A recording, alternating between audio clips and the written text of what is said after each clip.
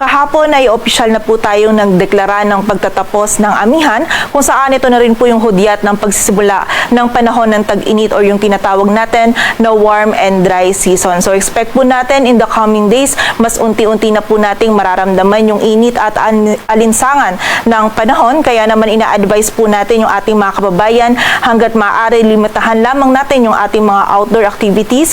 Kung hindi po maiiwasan from time to time, magpahinga po tayo from continuous outdoor activities and also ugaliin din po natin yung pag-inom ng tubig at huwag natin kalilimutan yung mga pananggalang natin sa direktang init ng araw. At sa ngayon po, easterlies pa rin yung nakaka-apekto sa malaking bahagi ng ating bansa. Though mataas lang po yung possibility ng mga pag-ulan, pagkilat at pagkulog dito sa Catanduanes, Albay, Sorsogon at Northern Samar, dala po ito ng easterlies. While sa nalalabing bahagi naman ng ating bansa, patuloy pa rin na maganda yung panahon na ating mararanasan, magiging bahagyang maulap hanggang sa maulap yung ating kalangitan. Kung meron tayong mga pag-ulan na mararanasan, mostly mga isolated o yung mga biglaang pag-ulan lamang na dala pa rin ng easterlies. Sa ngayon, wala po tayong minomonitor din na bagyo or low pressure area na maaaring makaapekto dito sa ating bansa.